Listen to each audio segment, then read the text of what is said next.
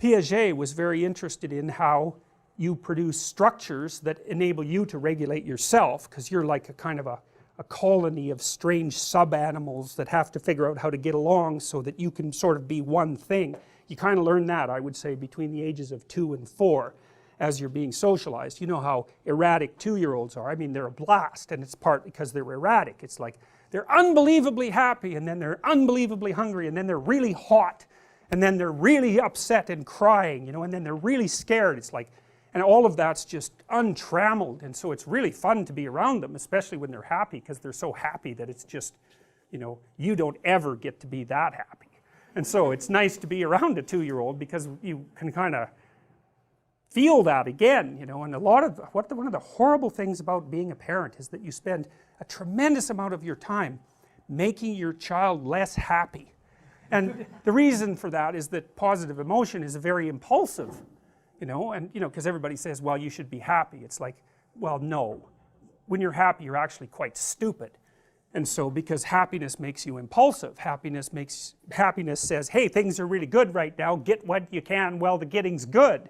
And so like if you're hyper optimistic, manic, we'll say, it's like every stock investment looks like a really good stock investment. It's like you go out and spend all your money because look, there's those wonderful things everywhere and you could do such great things with them, and then, you know, you spend all your money and then you crash and you think, oh God, my life's over, you know, because I just spent all my money on all this useless stuff, and it's all under the grip of impulsive positive emotion, you know. And so when you're telling your kids to be quiet and settle down, it isn't because they're making a lot of noise being in pain, it's because they're running around like wild baboons having a blast and disrupting things like mad, you know. And so you got kids, you got to settle down, you know, like quit having so much fun.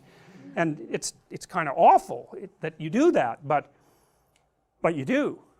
And that's because the emotions and the motivations have to be brought into like a relationship with one another within the person, so that, you know, one thing I remember with my son, who is he's quite disagreeable by temperament, which is actually a good thing as far as I'm concerned, although it brings its own challenges. And so with my daughter, when she was misbehaving, she was pretty agreeable, and you know, if she was misbehaving I could basically just look at her and then she'd quit, you know. But my son, it was like, that was just nothing. You're looking at me? It's like, no, that's just not going to go anywhere, man. And so then I'd like tell him to stop, and that really wasn't having much of an effect either. He'd just sort of maybe laugh or run away or whatever. I mean, he was a tough little rat. And you know, what I would do with him is he would be doing something and I'd interfere and he'd get upset and, you know, angry, and so then I'd get him to sit on the steps, and I told him, and this is when he was about 2, I said, look, you're going to sit on the steps, that's time out. You're going to sit on the steps until you've got control of yourself and you can come back and play the family game again. I basically said, be a civilized human being and then you're welcome again. And so he'd sit on the steps. It was so interesting to watch because he was just enraged. He'd sit there. Like, have you ever seen a 2-year-old have a temper tantrum? It's really quite the bloody phenomena. If you ever saw an adult do that, you'd call 911 right away. It's like, oh my God. And I've seen adults do that, you know, because people say with borderline personality disorder will have temper tantrums, and it's like, man, you want to be about 30 feet away from that person, that's for sure. It's really, but in kids it's like, well, first of all, they're only this long, so how much trouble can they really cause? But it's like, you know, they're just completely gone. They're like on the floor, their face is red, they're just furious, like way more furious than you ever get if you're even vaguely socialized. They're just outraged, and they're kicking and hitting the ground, and like, it's like a little epileptic fit of anger, you know. They're completely controlled by their rage. And we took care of one kid for a while who, he was actually a pushover, that kid. You could get him to behave by, you know, kind of shaking your finger at him, but his mother thought he was really tough because he had her figured out. And one of the things he would do is have a temper tantrum, and during the temper tantrum he would hold his bloody breath until he turned blue. It's like, try that, like, you know, that's your homework. Go home and have a temper tantrum, and while you're doing it, hold your breath until you actually turn blue. It's like, you won't be able to do it. You don't have the willpower of a 2-year-old, that's for sure. That little varmint, man, he'd just have a fit. then he'd hold his breath, and then he'd turn blue. It was like, wow, that's amazing. And we would just like let him do it, and you know, he'd turn blue and everybody would be gone and he'd come out of it, you know, and it didn't work, so he just quit doing it. I think he did it like twice, and he figured out, oh well, that's a lot of work for very little outcome. And you know, it's not like 2-year-olds are stupid. They're not stupid. They're probably smarter than you, but they're not civilized by any stretch of the imagination. And so anyways, back to my son, I'd put him on the steps and he'd be like, just like enraged and trying to get himself together, you know.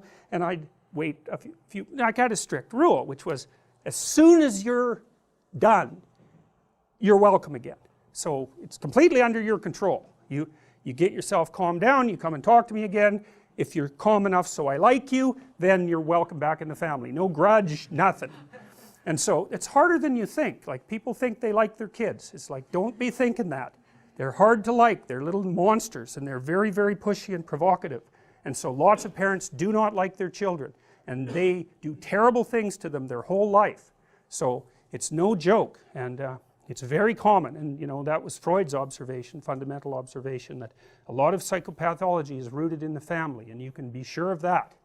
You know, and when you hear about some mother who's done something terrible to her child, which happens reasonably frequently, you know perfectly well that she has very terrible capacity to discipline. The child's just provoked her and provoked her and provoked her and provoked her and provoked her, and it just happens to be a day where her new boyfriend left and she's quite hungover and she got fired, and it's like, that's the wrong day to provoke her. And then she does something that is not good, and you read about it and you think, well, how could that happen? How could anyone do that? Well, that's how they do it. And so, and kids are very provocative, just like little chimps. Chimps will, the adolescents will like throw little pebbles and sticks at the sleeping larger males and bug them.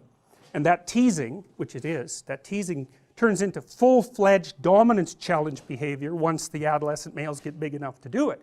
And so when you're being provoked by a child, which they provoke you all the time, they're trying to figure out, well, just where are you exactly? What happens if I do this? What happens if I do this? You know, and how else are they going to figure it out? Anyways, he'd sit on the steps and he's just enraged and trying to control himself, and I'd watch that, and then, you know, I'd come back after about 2 minutes or whatever, and he'd still be, I'd say, well, you know, have you got yourself under control? Are you ready to get off the steps? He'd go, no, not yet!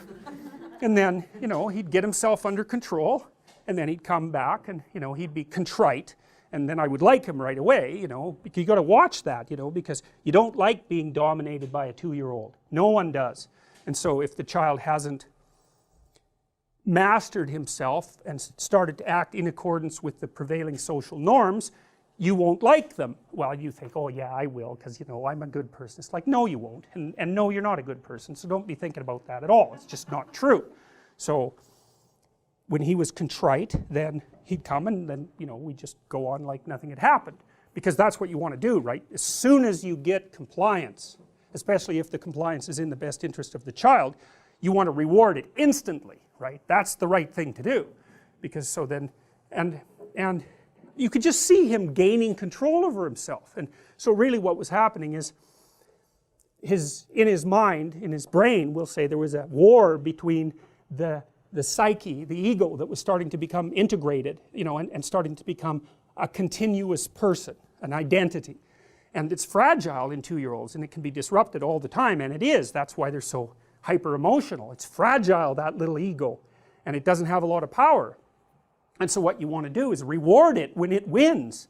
You know, it's when he gets control over the underlying motivations, you want to say, hey, good work, man, good work, kid, you did it, you know, you got yourself under control, way to be. And the kid's really happy about that, because it's actually not that much fun to have a temper tantrum.